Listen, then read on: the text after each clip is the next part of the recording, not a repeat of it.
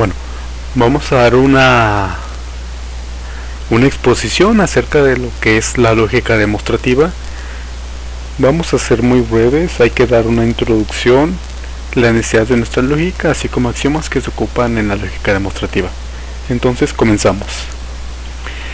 La lógica demostrativa es una lógica modal. Esta surge al momento de aplicar la lógica modal al concepto de demostrabilidad. Por tanto, eso se transforma entonces en una lógica demostrativa. Según George Bolos, en su libro de la demostrabilidad de la lógica, dice que es para aclarar nuestra comprensión sobre los fundamentos de la demostrabilidad de las matemáticas. Su origen es de 1933 en un artículo de Kurt Gödel en su intento de demostrar la lógica intuicionista de Brouwer. Prácticamente en este artículo lo que trata de hacer Gödel es dar una introducción a la traducción de la lógica de Brouwer hacia la lógica modal. Tiene como objetivo qué teoría aritmética se puede expresar en un lenguaje restringido alrededor de predicados demostrativos. Necesidad o demostrabilidad. Aquí hay que tener mucho cuidado si vamos a tratar nuestras modalidades como una necesidad o como una demostrabilidad. En la siguiente lámina lo veremos. Ahora, la necesidad de nuestra lógica radica en que la lógica clásica simplemente se limita al lenguaje enunciativo. Para poder continuar con lo siguiente, hay que dejar cosas claras para que, pues, como consecuencia no vayamos a tener problema no entender lo que sigue después de estas láminas. La modalidad caja ya no va a ser interpretado como una necesidad, ahora va a ser interpretado como una demostrabilidad. Ahora, la demostrabilidad no debe ser tratada como una necesidad. Esto es de la lámina anterior que teníamos si era una necesidad o una demostrabilidad. Ahora aquí hay que tener mucho cuidado en que cada vez que queramos tratar un enunciado como demostrable, eso no siempre va a ser necesario. Esto es a partir de que si tenemos una fórmula A en un sistema matemático aleatorio S y A es demostrable, esto no implica que A sea verdadero y por consecuencia S podría ser falso. Podemos tener cualquier sistema matemático aritmético para trabajar con nuestro sistema GL, que en este caso va a ser nuestra lógica demostrativa, pero en este caso vamos a tratar en un sistema completo y bastante rico. Supongamos un sistema T, que en este caso va a ser la aritmética de Peano. Nuestro lenguaje se va a componer de fórmulas bien formadas y el lenguaje modal ya conocido. En este caso pues sería el lenguaje caja, implicación, derivabilidad y negaciones. También tenemos que si A y B son lenguajes modales, entonces A implica B también será un lenguaje modal. Si A es un lenguaje modal, entonces la demostrabilidad de A también será un lenguaje modal. Y cada sentencia u oración es un lenguaje modal. Ahora, vamos a poner una abreviación, ya que el operador rombo, que es una posibilidad, no va a estar disponible en nuestra lógica demostrativa, pero claro que vamos a tener su abreviación, y nuestra abreviación pues sería la siguiente, ¿no? Los axiomas de nuestra lógica serán los ya conocidos, en este caso el axioma de distribución para alguna sentencia A y B, que nos dice que si tenemos que A entonces B es demostrable, entonces por consecuente será demostrable A y también será demostrable B.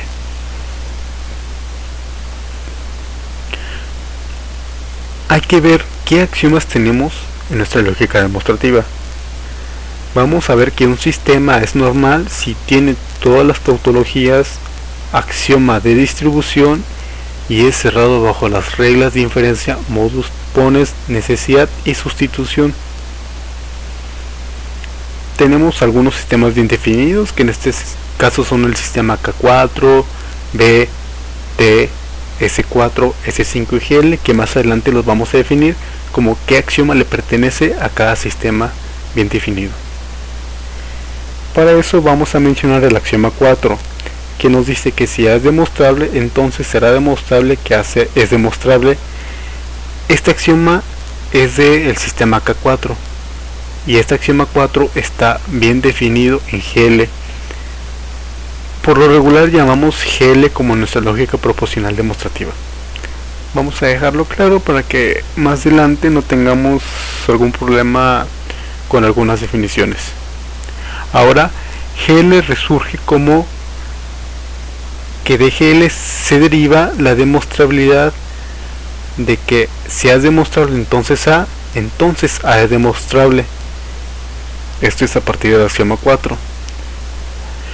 Esto nos recuerda a cierto teorema de tal personaje que pues como consecuencia es este, que es el axioma de Love. Claro que el axioma de Love también lo podemos poner como una regla de inferencia. En el caso de que lo queramos poner como regla de inferencia, sería sencillamente poner lo que si A es demostrable, entonces A será demostrable. No hay que olvidar nuestras reglas de inferencia. Modus ponens. Ya sabemos que si sucede P y tenemos P, entonces Q, de ahí vamos a derivar Q. Y necesidad, que si tenemos P, entonces P será demostrable. Por tanto, a consecuencia de esto tendremos un teorema, que es un teorema de GL. Y otro teorema que nos dice que si tenemos la demostrabilidad de A1 y A1 y la demostrabilidad de AN y AN y la demostrabilidad de B, entonces B. Esto no es más que una generalización del teorema de Love. Para la prueba del primer teorema no es nada difícil, solamente hay que cambiar la modalidad que teníamos del operador caja a la modalidad de que C debe ser demostrable A y A, y el segundo sale análogamente por la normatividad. No hay que olvidar que la normatividad en la lógica modal es algo, digamos, bastante obvio que se deriva a partir del teorema. Ahora vamos a ver un teorema bastante importante, que es el teorema del punto fijo. El teorema del punto fijo tiene como objetivo, a la hora de demostrar un teorema en sistemas formales, ¿qué es lo que ocurre? Entonces el teorema de existencia del punto fijo nos dice: si P es solo ocurrencia de AP, entonces existe una fórmula B que no tiene P, y por el contrario va a tener variables de AP, tal que de GL se deriva B sí, solamente sí, A de B. También hay que ver que a partir de esta existencia de un punto fijo es única. Esto ocurre solamente si P ocurre en A y Q no ocurre en todo AP. Entonces, como consecuente, tendremos la demostrabilidad de P sí solo sí AP y Q sí solo sí AQ. Entonces, P sí solo sí Q. A consecuencia de la unicidad del punto fijo, tendremos un corolario, que es el corolario de unicidad, que si tenemos que si P ocurre en AP, y además de esto se deriva que B sí solo sí AB, por el teorema de la existencia, ahora tendremos una C sí solo sí AC.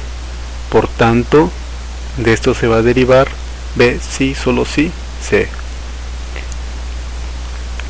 Hay que ver qué semántica tenemos definida en nuestro sistema GL, o sea, nuestro sistema de lógica proposicional demostrativa.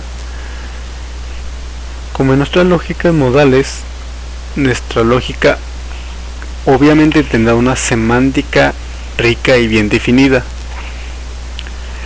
Ahora vamos a empezar. Si R es una relación en W, si para toda W y X tenemos que W está relacionado con X, entonces W y X estarán en W grande. Una relación R en W es reflexiva en W, sí, para todo W en W tendremos que W, ¿no? Esto es claramente pues por reflexividad. R es transitiva. Si para todo W, X, Y, si tenemos que W es una relación con X y X es una relación con Y, entonces tenemos que W es una relación con Y. Ahora, R es antisimétrica, sí, para toda W, X, si tenemos que W es una relación con X y X es una relación con W, entonces pues no queda más que W y X sean iguales. Si R es simétrica para toda W y X, entonces por consecuente tendremos que W se relaciona con X y por tanto X se relaciona con W. R es una relación de equivalencia en W si R es reflexiva, transitiva y simétrica en W. Ahora, vamos a definir qué es una macro. Por una macro entenderemos como un par ordenado W, R, donde W es no vacío. Y además los elementos de W los vamos a llamar como posibles mundos o mundos, y donde W va a ser el dominio de nuestra macro y R es la relación de accesibilidad.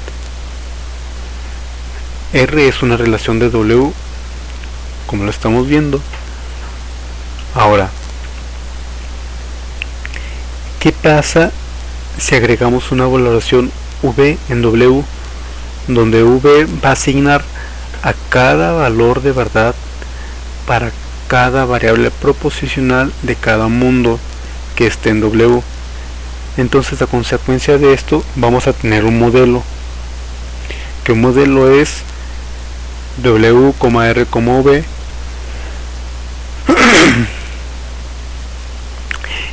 Esto surge a partir de la aplicación de una valoración V y una macro M, que en este caso ya sabemos que es una macro, que es W, R. Vamos a tener que un modelo es finito, reflexivo y transitivo si, solo si también nuestra macro es finito, reflexiva y transitiva.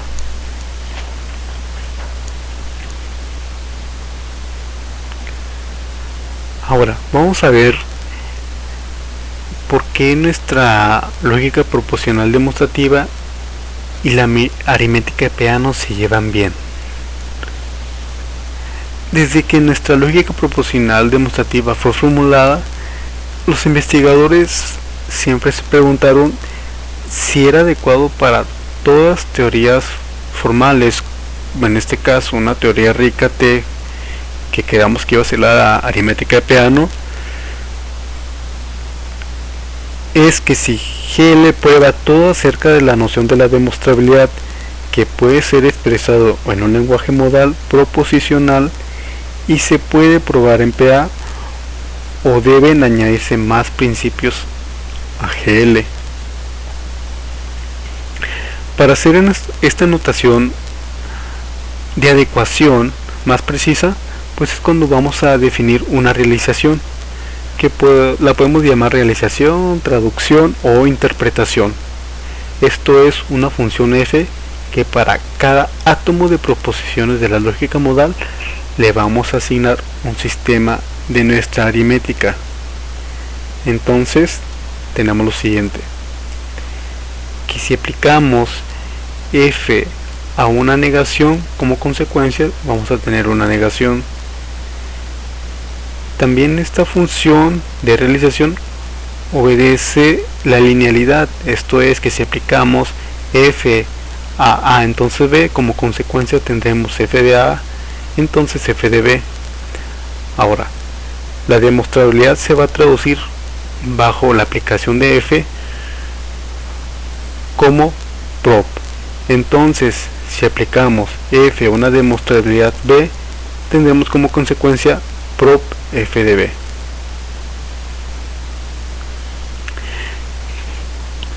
Con esto podemos afirmar que si aplicamos nuestra lógica proposicional demostrativa a un sistema rico, en este caso PA, la aritmética Peano, es que logra demostrar la frase que afirma la validez para una oración dada, supongamos A.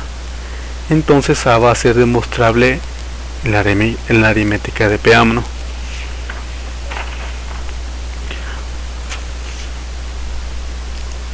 Vamos a aclarar algunas cosas de la lógica demostrativa. No hay mucha investigación todavía en esta lógica, ya que pues no es algo sencillo aplicar la demostrabilidad y no hay sistemas aritméticos ricos que se porten tan bien como la aritmética de Peano, que nos ayuden más a entender la noción de la comprensión y la demostración para cualquier sistema arbitrario, ya que no siempre puede funcionar. En este caso, supongamos el axioma 4 de K4, o el axioma más sencillo de que si A es demostrable, entonces tendremos como consecuente A. Esto es pues porque ya al principio de las láminas lo vimos con un ejemplo, ¿no? Que si teníamos que si es demostrable P en un sistema matemático arbitrario S, de esto no se va a seguir que P necesariamente tenga que ser cierto, ya que nuestro sistema arbitrario podría ser falso, ¿no? Entonces, pues para ocupar nuestra lógica demostrativa hay que tratar de agarrar algún sistema matemático bastante bueno como la aritmética de Peano para que funcione.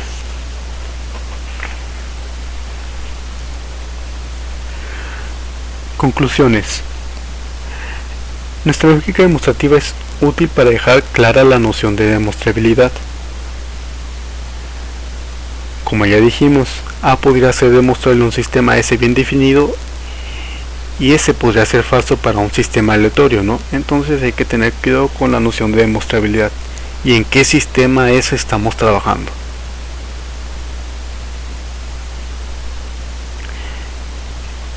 Esta parte de que es más fuerte la demostrabilidad formal que la informal, entre paréntesis, está señalado el caso de la epistémica.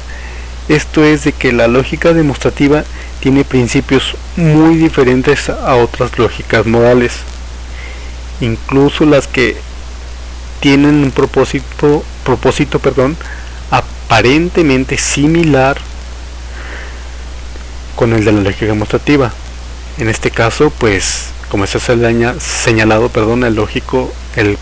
el caso de la lógica epistémica. La lógica epistémica se esfuerza por describir el conocimiento, lo que podría ser visto como una especie de demostrabilidad informal. ¿Cómo que demostrabilidad informal?